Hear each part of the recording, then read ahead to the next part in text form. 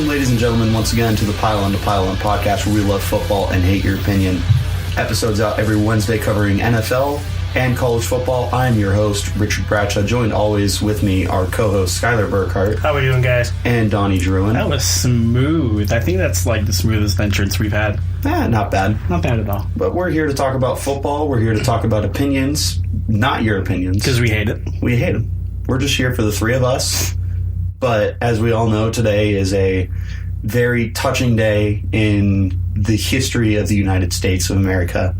17 years ago, we had the very unfortunate 9/11 terrorist attacks, and we would just like to extend our condolences to everyone affected, which it goes so much further than just being an American living on this soil. It goes out to the families who were personally victimized and affected by these attacks.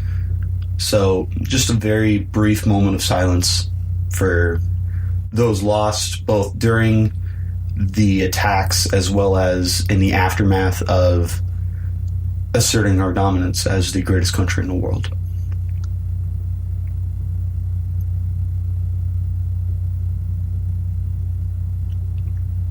All right, boys. USA, I like it.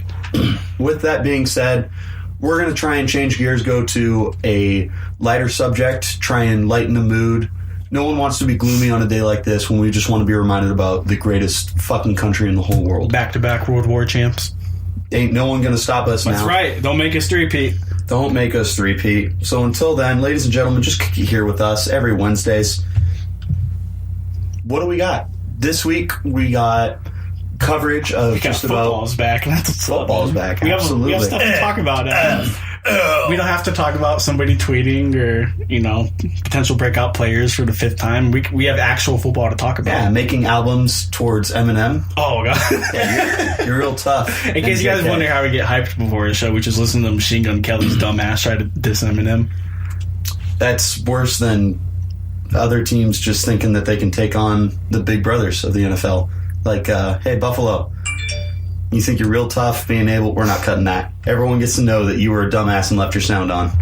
Hey, I gotta get my updates here for more NFL news. No. Get out of here. If you want updates from us, go ahead and follow us on Twitter at the PTP Podcast. You can also follow us on Instagram with the same name. Go ahead and give us a like on Facebook, the Pile on the Pile Podcast. Do you have questions, comments, concerns, ideas? You can find us at the PTP Podcast. Yeah, that's it. Yeah, the PTP Podcast at gmail.com. Go give us a pleasant 5-star rating on iTunes if you guys wouldn't mind.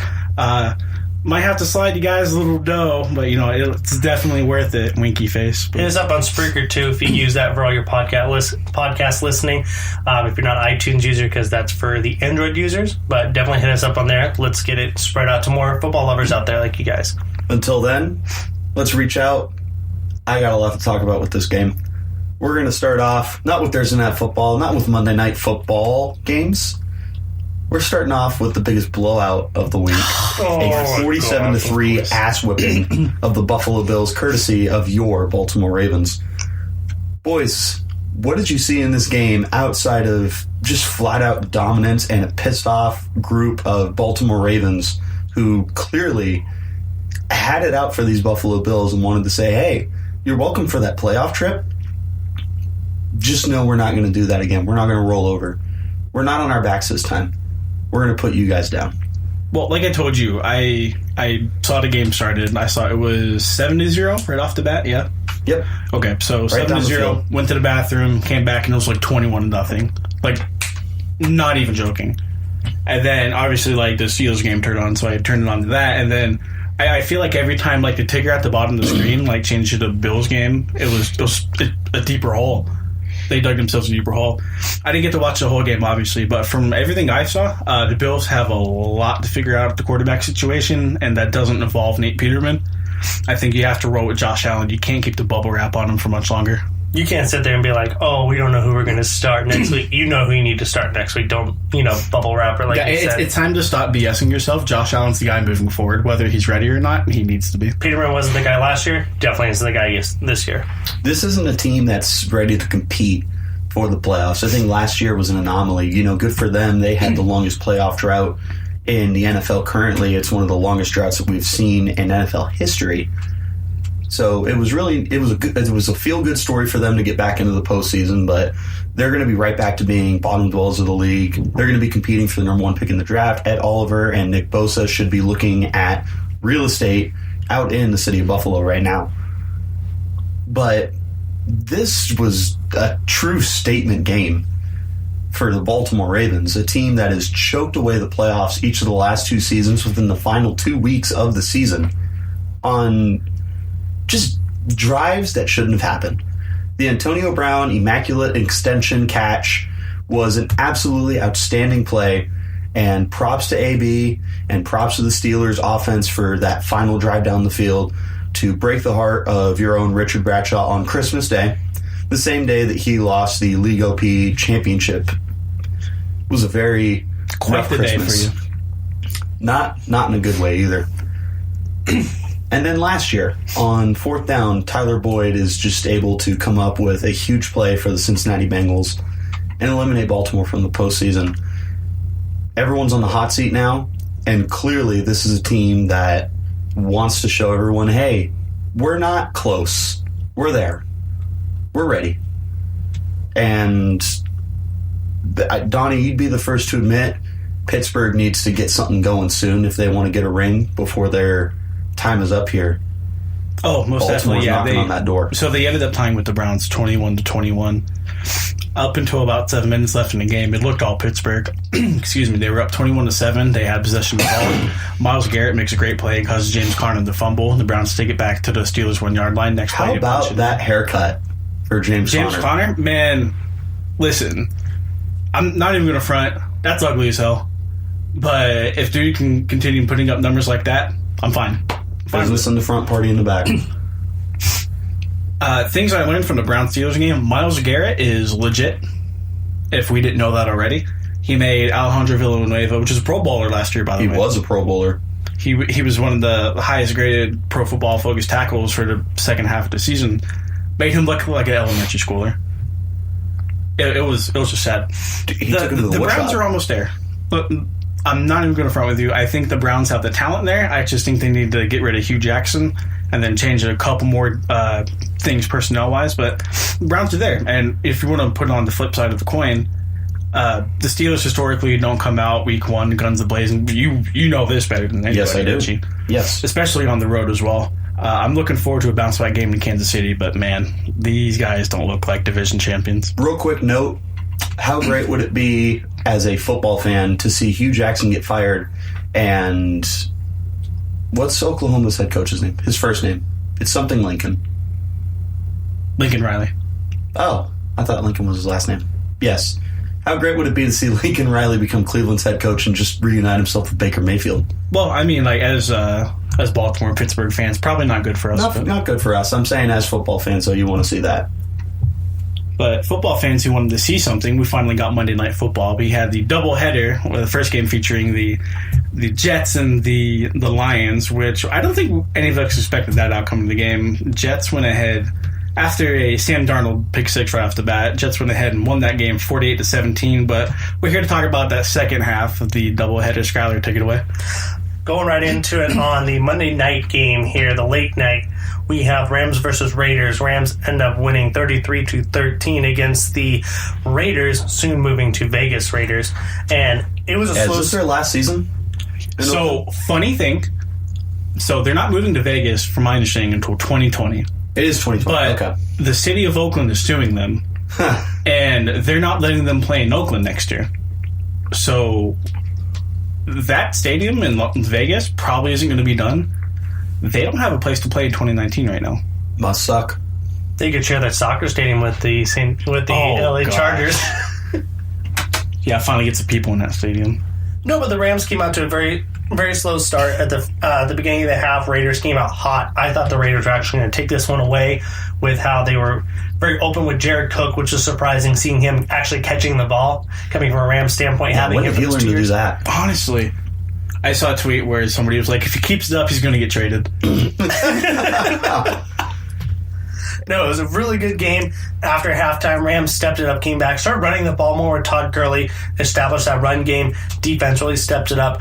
I think the Rams only came away with 2 sacks in that game. Aaron Donald didn't come away with one. It was more Brockers and the Sioux show. And they came away clutch with the defense, pick 6 and 2 other picks by John Johnson and Corey Littleton. And then obviously the pick 6 by Marcus Peters to seal the game in the 4th. Marcus Peters, absolutely outstanding playmaker with the ball in his hands. Yeah, talk about the regression for Derek Carr. Just a couple seasons ago, we were talking about him as potentially a top 5 quarterback in the game, a guy ready to take the Raiders over the hump and into the Super Bowl. And last season, we were kind of hoping it was going to be an anomaly, just a down year for him, but he threw 3 interceptions and 0 touchdowns on Monday Night Football, admittedly against a very good Rams defense, but still, there was that interception to Corey Littleton. I mean, it was like they were playing catch in the backyard. Yeah, he threw it right to him. Yeah. I don't even know if that was supposed to be a throwaway or not, because Derek Carr probably has a top 3 arm in the league. He can wing that ball down the field. And he just airmailed it. He didn't look good. Money Lynch looked pretty good. He looked like a revived man. That 10-yard touchdown run where he dragged the entire team. Phenomenal. Yeah, your guys' linebacker went for a ride. He got himself a piggyback ride into the end zone. The whole damn team did. That was Corey Littleton, by the way. Oh, was it? Well, good for him for coming back. Jumped on the top of the pile and got carried the whole way. I'm like, why did you even jump on it to give it to him? Oh, my goodness. Well, he's not going to be worrying about that when he's able to make plays. And meanwhile, Todd Gurley just continuing to dominate. Almost 150 scrimmage yards and a touchdown last night. Just ripping off chunk after chunk after chunk. This is exactly who we thought we were going to get coming out of Georgia. Yeah, his sophomore year, when he averaged like 3.3 yards per carry with Jeff Fisher, we've already put that so far in our memory bank that it doesn't even seem like the same guy. Yes, we have. Yeah, you of all people. Yes. Moving on to our other Monday night game very briefly. Donnie touched on it a little bit, but how about those New York Jets coming out and just stomping the Detroit Lions? I think quarterback's the story of the game. Sam Darnold comes out the very first play of the game, throws a horrible pick 6. Terrible. When are we going to learn to stop throwing across our body? Especially that far of a distance, too. Middle of the field, I can kind of understand it, kind of like the Brett Favre interception against the Saints in 2009 AFC Championship. He started his career with one, he ended his career with one. Yeah, really, man. But no, it just, after that, it was just really impressive how Sam Darnold kind of collected himself, went out there and got his team to a win. On the opposite side, Matthew Stafford looked horrible. This is the worst I have seen Stafford in a long time. Well, a lot of the Jets players are saying that they were picking up on the signals and they knew what players they were running before the ball was snapped, which would explain the, was it 5 interceptions he threw? 4. Okay. 2 to Ohio State's defensive back university linebacker, Darren Lee. Darren Lee, yeah, it's about time he did something. Would you say it's more on the side of Jim Bob Cooter and his offensive system that they're picking up on it so quick? Well, I don't know, because it's weird because he has a new coaching staff there. So unless Matthew Stafford was like, hey, I'm keeping my signals, which he definitely should not have done. No, just you because need to mix it up all the time. Well, just because the turnover in the NFL is so big to where, like, week to week, you need to be changing those calls. It was kind of inexplicable, to be honest. Yeah, we need to just quit it with the Jim Bob Cooter as a potential NFL head coach conversation. I don't think that he's anything that special, and clearly Monday night was very evident of that. However, going over to Sunday night football, Skylar, can you break that down for me? We had Bears versus Packers in a really good game. No one really saw the Bears coming out to really put up a fight against the Packers. Aaron Rodgers went down early with an apparent knee injury, clutching his knee, went into the locker room on one of the little carts there. Everyone thought it was a torn ACL. Ends up coming back and finishes the second half and puts up a good fight and beats the Bears 24-23. And I saw a lot of growth in the Bears. I love what they were doing. But Packers and Aaron Rodgers, it's hard to stop. Yeah, it was very unfortunate to just see Rodgers completely ruin the debut that Khalil Mack had for the Monsters of the Midway. You know, I don't even think he ruined it, though. I still think people were coming away with that game like, wow. Like, Mack is here to stay. Mack attack. I was really looking forward to Khalil Mack in that game, but I did not expect what he did. He is the last player to record a sack, a forced fumble, a strip, and an interception in a single quarter. Each of the last 2 times that has happened has both been Khalil Mack, one with the Raiders and now one with the Bears. He's exactly what we thought you were going to get. surprise, surprise. Touch up a little bit on Trubisky. I saw a lot of decline in his game, as well as some increase in his pass production. A lot of plays, he was actually missing a lot of wide open receivers. His reads weren't there. He was missing a lot of to his left side. There's a lot of open throws to win the game and get that first down, but he completely ignored his running backs and was taking too many shots down the field. Well, the first half was a completely different story from the second half. The first half, we saw what Mitch Trubisky could be, which is a young quarterback who can use his legs, extend plays. He's a very intelligent guy for how young he is. Second half, whenever Aaron Rodgers came back, it looked like he saw a ghost. Mitchell Trubisky completely turned off whatever he had in the first half going for him. He was narrow-minded. His running backs weren't getting the job done on the ground. One of the big takeaways from the game is that Matt Nagy's offense is going to be really good, though. I think he's super creative, and we saw a little bit of that on Sunday night. But I think the big takeaway from the Packers-Bears game is that no matter what you do to Aaron Rodgers, he's just going to come back stronger. And don't sleep on the Bears. No, the Bears are going to be very competitive all year long. Let's go ahead and jump over to Thursday night, our very first game of the very young 2018 NFL season. Is there even much to talk about that game? Your defending Super Bowl champion Philadelphia Eagles were able to complete a last-second drive that was sealed away by a go-ahead touchdown run by the J-Train, who had 2 touchdowns on the game, which was exactly how many touchdowns he had in 2017. Interesting. However, how about Matt Ryan and his inability to lead a game-winning drive? Let's go ahead and ignore the fact that he's 1 of 20 on his last 20 pass attempts to Julio Jones in the red zone. Why don't we just sit here and talk about how Matt Ryan might be the most overrated quarterback in the NFL right now? Ooh, we doing this week 1? We're doing it week hot 1. in here. We're doing this week 1. It's not too hot in here, though, now that we're inside. Wow, most overrated quarterback in the league. I don't think he's quite there yet. Just because we've seen from Matt Ryan what he can do. I mean, does it involve Kyle Shanahan? No. You put your tee down right now. You put your tee down right now.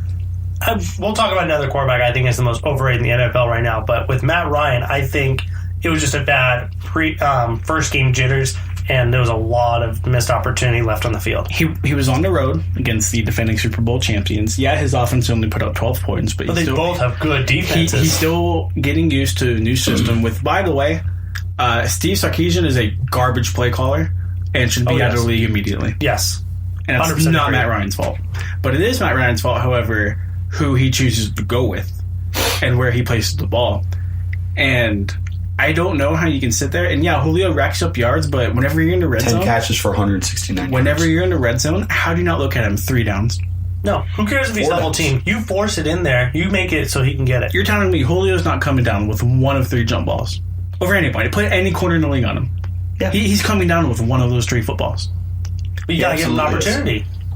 Meanwhile, hopping over to the other side of the field, the Philadelphia Eagles, anything but inspiring. Nick Foles, 0 touchdowns, 1 interception. He turned back into regular season Nick Foles. Yes, he did. Fun fact for you, I'm looking right now, only 2 receivers, one of them not a receiver, finished with over 10 yards a catch for the Philadelphia Eagles. Those 2 players, Nick Foles, who led the team with 15 yards a catch, and DeAndre Carter had 1 catch for 10 yards. Good. Zach Ertz, completely different guy. Maybe Skyler was right about him not being the fantasy producer that we thought he was going to be.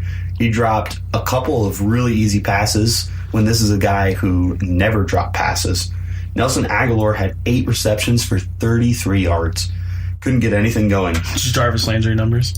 Yeah, they are. It was pathetic all the way around. This was not a good game. However, those final few minutes were very exciting football. We're going to touch very briefly upon the rest of these games here. Yep. Cincinnati Bengals won 34-23 over Andrew Luck and the Indianapolis Colts. His first game back. Andrew Luck looked very good in his first game back. Sean Williams, you're a piece of shit. That was a very dirty play on your behalf. I was very happy to see you get ejected from the game. Tennessee-Miami took a ungodly amount of time. Over 7 hours. Yes. It Longest was insane. game in NFL since a merger. Donnie, can you give me the time of possession for all 3 of the teams? Yeah. right, so the Dolphins had a time of possession of 19 minutes and 6 seconds. The Titans had a time of possession of 19 minutes and 43 seconds. And the Lightning had a time of possession of 6 hours. And not the Tampa Bay Lightning. Oh, man. Surprisingly, how long that game lasted, dude. I kept checking. I was like, why is it still going? This Tennessee Titans team that we thought would be playoff implication-wise looked terrible. Blaine Gabbert was the best quarterback that game. I said, what happened to Mariota? He got hurt. He had an elbow injury. They lost their starting tackle. I forget which one.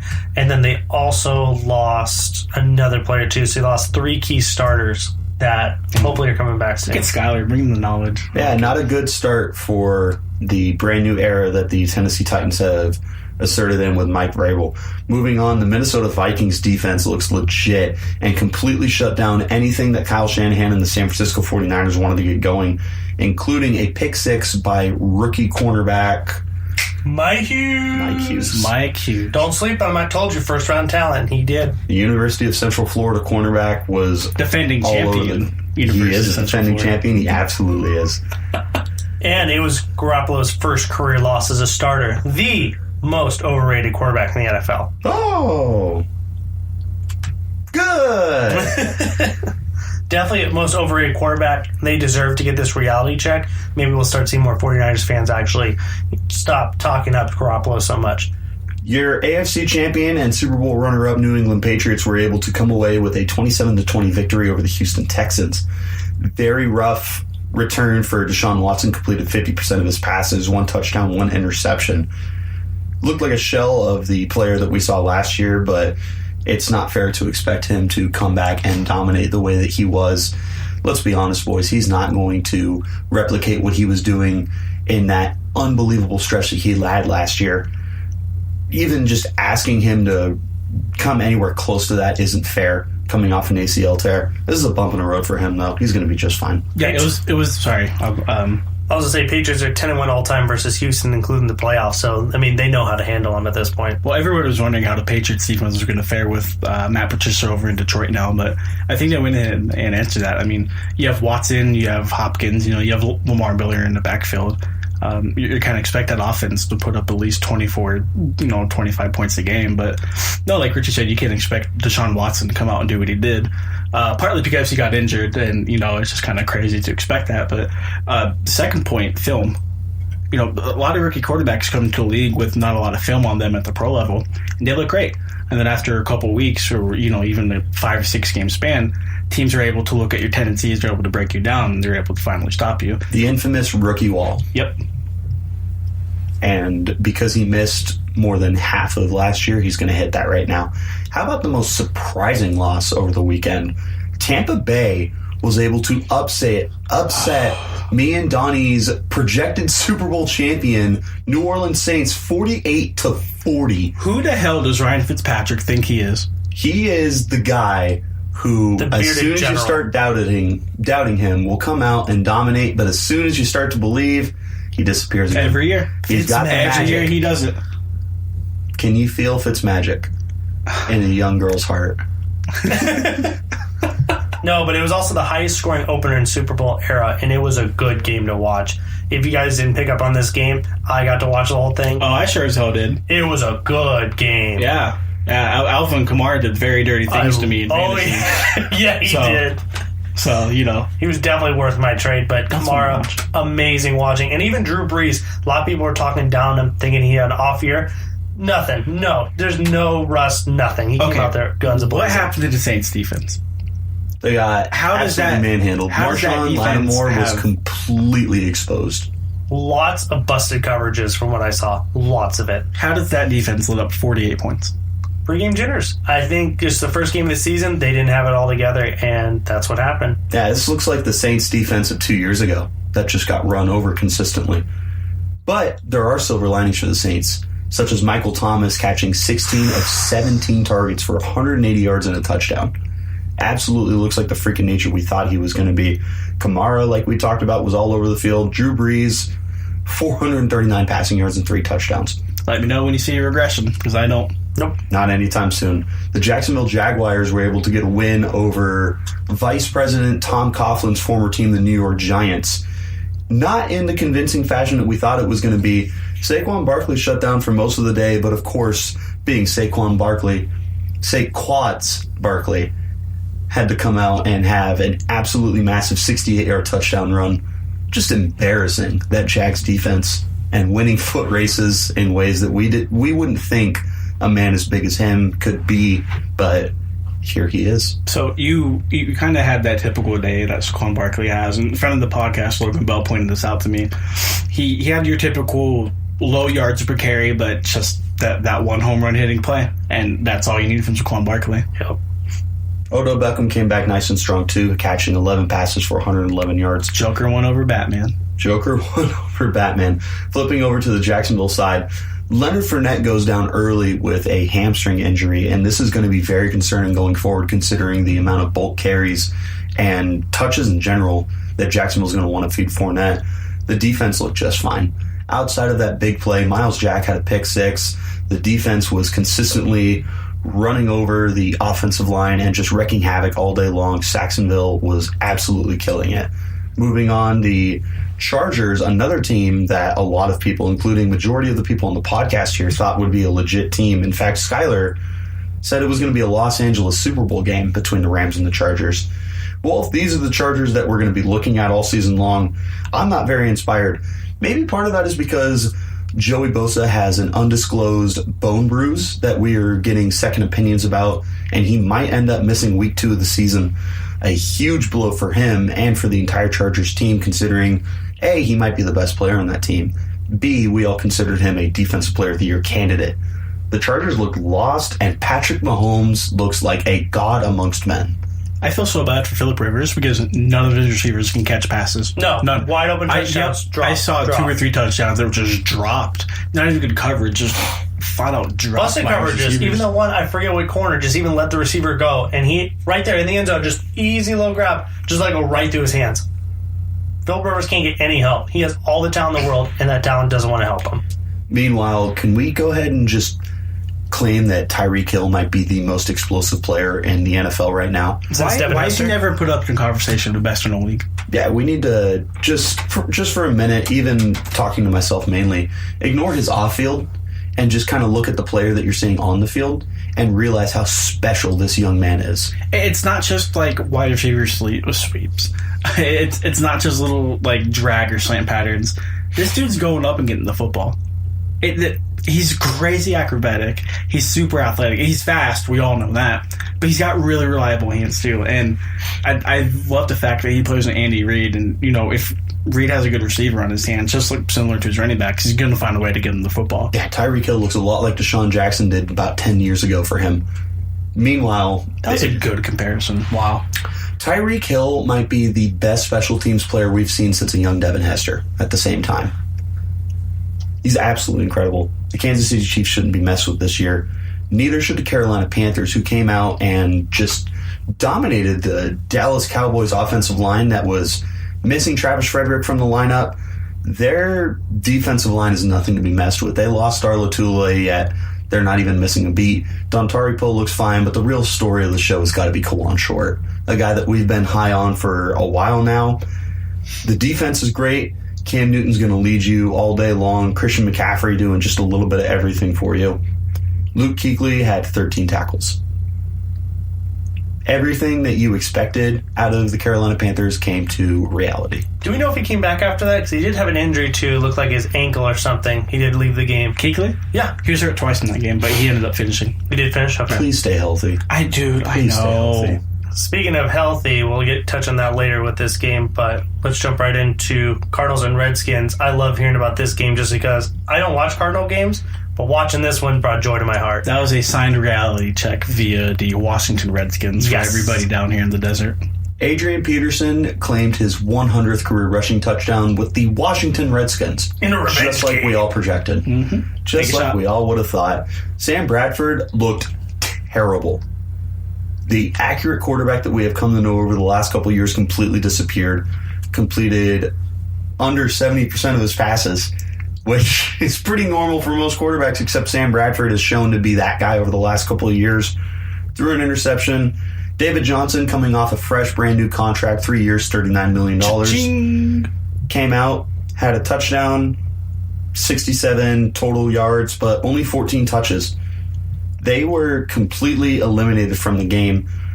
Right away, too. I felt like they were playing catch-up from the get-go. Yep. Washington had over 60 plays in this game. Wow.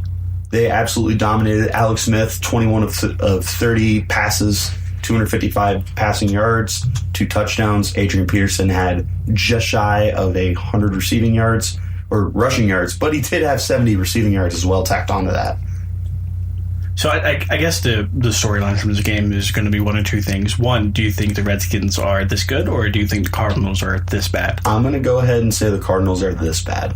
I think the Redskins are this good. I like the offense that they built around for Alex Smith. There's a lot of moving pieces that he can throw to, almost just like back in Kansas City, where every piece can be moved around and make a big play happen. You saw that where Adrian Peterson's now getting involved in the passing game, and he's actually looking good with it. Pair that up with Chris Thompson as a change of pace back and also really good scat back. This is a Redskins team to watch out for in the NFC. All right, home stretch right here, boys. Denver Broncos, Seattle Seahawks had a close game all day long, but the Broncos were able to come out on top 27-24. Case Keenum, a bag of mixed results, 3 touchdown passes, but 3 interceptions as well.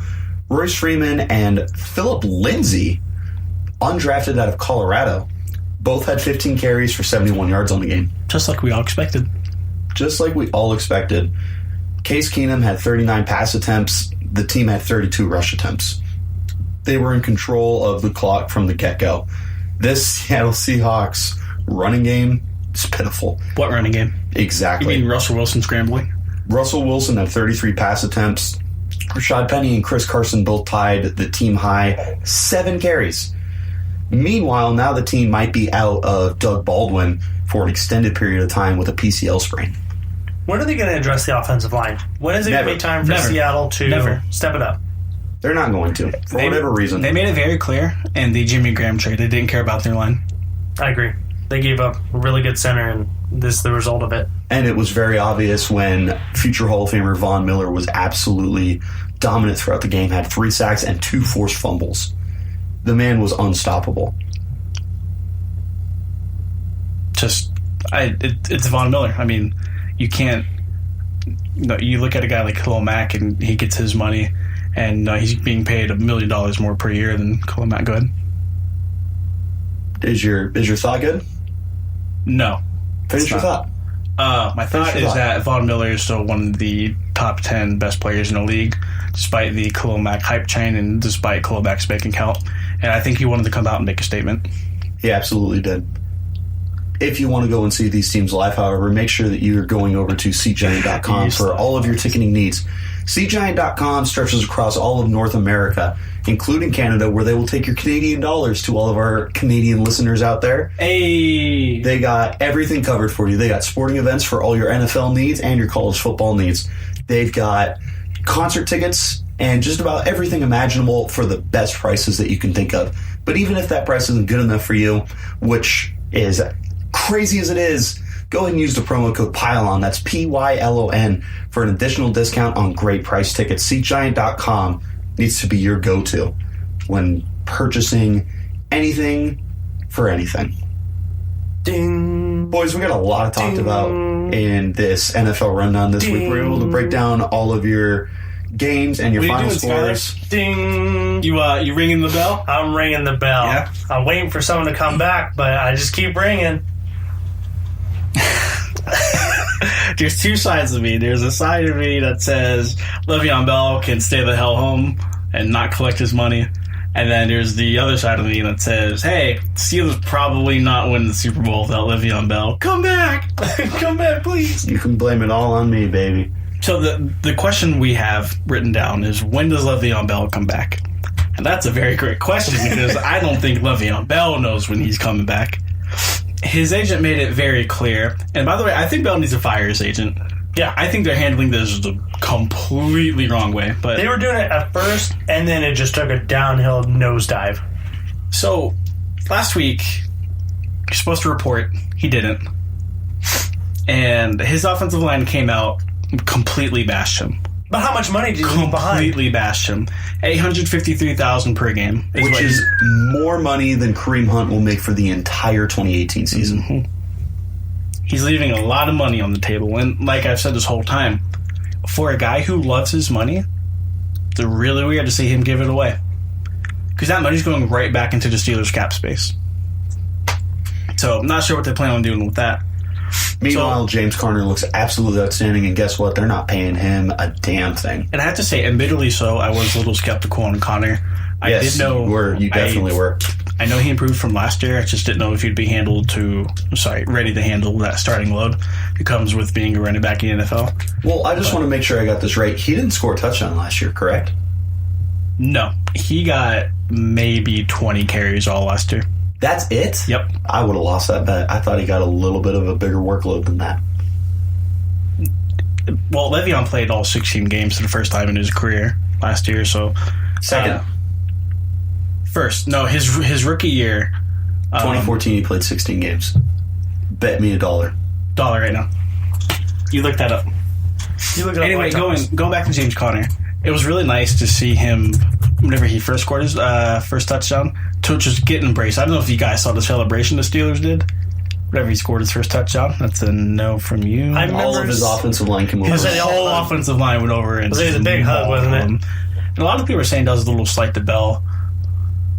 How could you not be happy for the guy? Not only in 2014 did he play 16 games for the first time in his career, he only played 15 games last year. Well, because he sat out. But did he play 16 games? He did not. For the first time in his career? He did not. I'll double checking you. Yeah, I deserve $2 for that. Rude. So when do you think Bell comes back? Not anytime soon. Gun to my head, not until like week 10. No, you think it's week 10? Well, no, probably like week 8. He has to come back and accrue 10 games in order for it to count as a full season, so he could be an unrestricted free agent next year. So he'd be dumb not to come back, like at all.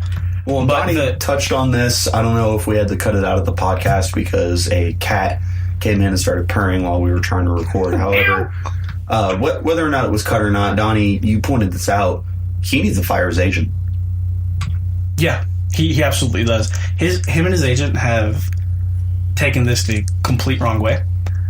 He came out and said that Le'Veon was looking forward and kind of thinking about his long-term health and security, which tells me, one, he's not worried about this year. He's worried about next year and wherever he's going.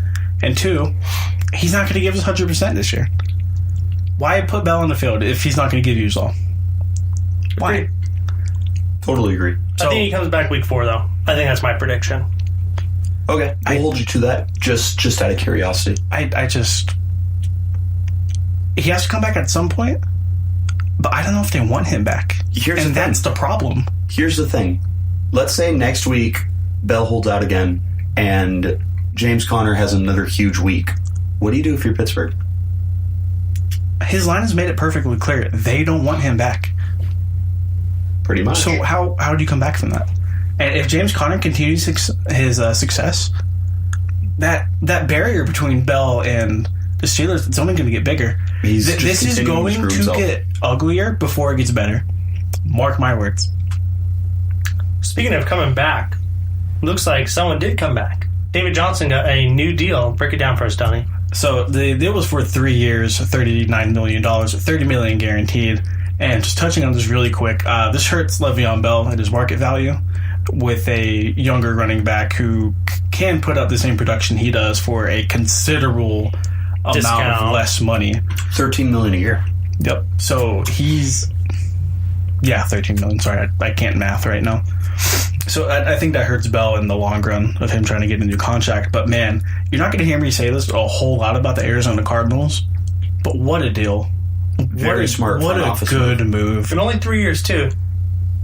It was just a smart move all around. They got him for a low amount of money. I'm sure David Johnson could have upped that number a whole lot, and the Cardinals would have been willing to sign him. He might have taken a hometown discount. He seems to very much like it in Arizona. I think he did, and I think he was trapped in the corner, too, as far as, negotiations go, because he wasn't able to negotiate a new contract in training camp because he had to report, or else it wouldn't have accrued for a full season.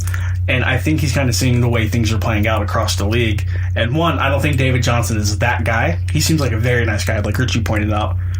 And two, I think he just wanted to get his money. It's $30 million guaranteed, and he still has an opportunity after this contract to earn more money. This isn't a Le'Veon Bell or like a typical running back situation where you play out your rookie contract and you have your one big one. No, David Johnson's going to get the opportunity to earn more money after at this least contract. one more big contract. Yep. Very nice for him. Meanwhile, we're going to go ahead and just completely change gears here and hop over to the fantasy football side of this podcast. Boys, we had a lot of standout performances. We had a lot of disappointing performances. Maybe some rookies came out and showed us up a little more than we thought they were going to do. Maybe some veterans really let us down. Who kind of stood out to you guys, whether it's positive or negative light? Just give me one player. Positive or negative, either way. LaShawn McCoy. So I was expecting big things from LaShawn, and that's not a knock on the Ravens defense. I was just really hoping that volume would kick in for him, especially with a Nathan Peterman starting. You know, you would have thought they would have relied on him, but no. Got me, what was it, 2.9 points in fantasy? Somewhere around 3 points in fantasy football. Yeah, nothing good. I was better just leaving him out of my lineup, to be honest. Well, eventually turned to a point where they just weren't running him because of how far down they were getting. I was about to say, I don't know if it's just like him hitting 30. I don't know if it was just them being down 47-0 the whole game. Like, I'm not sure what that was a product of. You can tell us because you actually watched the game. They just were not able to get anything going. The Ravens' front seven was impenetrable. Your leading rusher for the game was Marcus Murphy. Yes, Marcus Murphy, who had 6 carries for 31 yards. LaShawn McCoy had 7 carries for 22 yards, a long of 12 yards. He had the team's first down of the game, and it came in the third quarter. Wow, really? Yeah, he was completely shut down. Hey, my nice. sound was on. 2 for 3. Nice. I don't even know why my sound was on. I'm kind of disappointed in myself. Anyways, shout out to Apple for their great products. I think my positive was going to be Melvin Gordon. He put up a lot of good numbers in fantasy this week. See him continue to be on the uprise. He's being a lot more involved in the passing game. Even though Eckler took a lot of his carries and catches, Melvin Gordon still put up a good stat line. I think it's really hard to ignore what Dalvin Cook was able to get going. Last year, he looked like he was going to be absolutely fantastic before an ACL tear ended his season prematurely, but he came out this game against the 49ers, had 22 total touches and 95 scrimmage yards. He is exactly what you were hoping he was going to be. His rushing totals aren't great. 16 carries, 40 yards, 2.5 yards a pop. However, he had 9.2 yards per catch. He was consistently getting the football, and I think that's the most important thing is you just look at volume, Dalvin Cook's going to get it. Boys, real quick, how about those rookie quarterbacks? How about Sam Darnold? Let's just touch on him for a minute. Electric. After one of the worst throws I've ever seen in my life, first career play for him was a pick 6 to Quandre Diggs. After that, he settled in. He was throwing strikes all game long. This is not 2017 Sam Darnold. This was the 2017 Rose Bowl Sam Darnold, who just came out, and I know that brings back some bad memories, Donnie. Yeah. Bear with me for a minute because this Sam Darnold was throwing darts. He was competitive. My goodness. That man is not a trash talker, but when he's zoned in, you can't break that man. Like I alluded to earlier, he threw that pick, which we all agree was a horrible throw. Came back and looked like an NFL quarterback. Looked like he was the number 3 overall pick in the draft. Should have been number 2. I think so? I think the Giants are kind of going to live with that for a while. I don't think Barkley was a bad pick. But it was what they needed. It takes me off guard that you say that. I think they were expecting Eli to have a couple more years in him, and I don't think Eli has a couple more years in him. I think he's done now. The opportunity to get yourself a franchise quarterback comes very far and few between in the NFL, and that was one of those opportunities, and they didn't take it. That's more than fair. But, finish your point. Switching back to Darnold, I wasn't his biggest fan coming out. I was really concerned with his turnovers, and obviously the first play of that game did not help him at all. But I was just so taken aback and impressed of how he came back, how we responded. You know, with these rookie quarterbacks, you know, you need to take note of that. Yeah, he settled in and he looked absolutely fantastic. Oh, yeah. He looked phenomenal. He was that accurate. He was that smart, intelligent kid we saw at USC. Maybe some nice fantasy value down the road. if they can continue getting something going. Maybe. I want to see where this Jets offense takes him. I want to see how long he can keep this up, because he will plateau at some point. He's not going to light it up like this forever. We talked about this earlier. He's going to hit a rookie wall. It's going to happen. And that's fine. You know, it is fine. Yeah. Because if he continues to show development like this, that's great. But hey, everyone in dynasty leagues and 2 quarterback leagues, go out and get Sam Darnold. He could be a really good choice for you down the road. Back to a little more fantasy topic. Who's someone that you're very excited for this week? Who's someone, maybe it's a waiver wire ad, maybe it's just a sleeper start in general. Who are you looking forward to this week? I'm looking forward to Kerryon Johnson of Detroit. I want him to see him kick back, especially against the San Francisco defense that isn't that great. Expect him to get a lot of PPR yardage in this and going to run the ball for a monster yardage. So I'm actually going to keep it in the running back category, and I'm going to keep it in the hometown as well. I'm going to go James Conner. A lot of people were questioning him whether or not he can reproduce what he did in week 1. 135 yards, 2 touchdowns, also had 5 catches for 57 yards through the air as well. I think he's going to get better looks and better opportunities now that we know Le'Veon's not going to be back. And, you know, the Chiefs' defense is good, but it's not that good. No. You know, he doesn't have to worry about a Myles Garrett coming through the line to busting his ass every single play. Melvin Gordon showed him up. I mean, the Chiefs' defense has some holes, especially at linebacker. It's time for, like you said, James Conner to really step it up. Well, historically, Le'Veon Bell has done really well against the Chiefs, so I think a lot of fans are banking on that as well. So, if you guys want a deep sleeper, depending on how long Leonard Fournette is going to be hampered, no, I'm not about to tell you to get TJ Yeldon. In fact, completely different position. Keelan Cole, wide receiver. Okay. Ended up leading the team in receiving yards last year. Against the New York Giants, he had 3 catches, 54 yards, nothing outstanding. But him and Blake Bortles have a nice rapport together. If Fournette's out long term, he's going to be looking to Cole to dump off to quite a bit. Marquise Lou's injured all year long, and the rest of the cast is just going to need some time to adjust to just how he's going to play. Keelan Cole could be a go-to guy. If you remember, probably about 5 years ago, maybe even a little longer than that, Cecil Shorts came out of nowhere and had almost 1,000 yards. I could see that kind of production from Cole. I really could. Not 1,000 yards. 800 to 900 seems very attainable for him. Another sleeper I actually have is going to be George Kittle. A lot of people are kind of sleeping on him in fantasy, which I think is weird considering that Garoppolo really likes his tight ends. He's currently sitting now on fantasy as the 6th best tight end, and he had a nice stat line of 5 receptions for 90 yards. You don't see tight ends get a lot of big yardage like that, so definitely look to pick him up if he's available. Well, he also led the team in targets, and he was on the field for 80% of their plays, so it's very obvious that not only does Garoppolo likes him, but what's his name? Shanahan. Yeah, Shanahan likes him as well. Wow. All right, boys. We're going to wrap up this podcast talking about Week 2. We did a lot of Week 1 coverage. We did a little bit of fantasy football here and there. What game is going to stand out to you the most going into Week 2? Are you asking like biggest game or like game we're most excited for? Most excited for. Most excited for. If I'm a football fan and you're making me choose one game this week, it's going to be that rematch of the Patriots and Jaguars game. That's the game I'm looking forward to the most. Somehow not a primetime game. Instead, we're going to give primetime the Giants, Cowboys, and Seahawks, Bears. I know, you can't flex that. They never pick good games. They always like, this is going to be a good game. I feel like Sunday nights are good. And I feel like Thursday night matchups, at least this year, they're okay. But Monday night games, I feel like are never good matchups. It's always underwhelming. Nope. Always underwhelming. Always underwhelming. I actually am looking forward to Vikings and Packers. I think that's going to be a good game. Just like Bears and Packers, give me another rivalry game right after it. It's going to be a good game. Vikings with Kirk Cousins led by. So it's a whole new look offense for the Packers at least. And Packers also have Aaron Rodgers coming back. These are the 2 teams that are going to be fighting for the division. So I want to see it.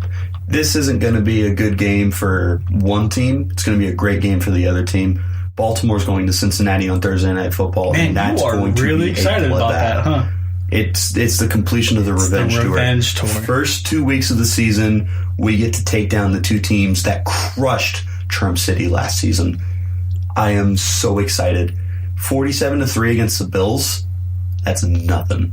This is going to be another blowout on the road. I like it. Give me the Ravens by 25. I can see that. It's going to be a good game. Yeah, I think that's very easy for you guys to accomplish. If you guys can stop Joe Mixon, I think that's the key. You stop Joe Mixon, you got the game in the They bag. can stop Joe Mixon. Joe Mixon looked very good in week 1, and actually, believe it or not, in week 17 against the Ravens, he ran all over us. However, I'm not afraid. You're not going to hear me say this very often, especially you. That defense is for real, dude. Oh, it's If been for everybody real. stays healthy and Jimmy Smith cannot get suspended, that defense is for real, man. Jimmy Smith is not playing this week once again, which means we'll have someone else on AJ Green, which means we have a chance to stop him. Marlon Humphrey looked fantastic. I didn't get the touch on him earlier. Boys, that's going to wrap up this podcast. We're going to go ahead and save the Denny Green Minute for the college football podcast, which should be coming up next or coming up before, depending on which one you listen to. Once again, make sure that you guys are using SeatGiant.com for all your ticketing needs. Use the promo code PYLON, PYLON, for additional discounts. This has been the Pylon to Pylon podcast. I am your host, Richard Bradshaw. Skylar Burkhart. Donnie Druin. Thank you for listening to the NFL edition. Coming up next is the college football edition. We'll see you guys every Wednesday.